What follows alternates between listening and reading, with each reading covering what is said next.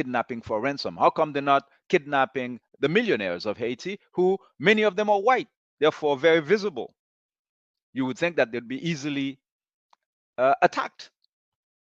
No. What's happening in Haiti right now is a strategic disruption of the electoral map. These militias were deployed in areas where Lavalas, the party of Jean-Bertrand Aristide, was popular, is popular. And so they are terrorizing the black Haitian population. And we have posited for several years now that there are logical solutions to the problem.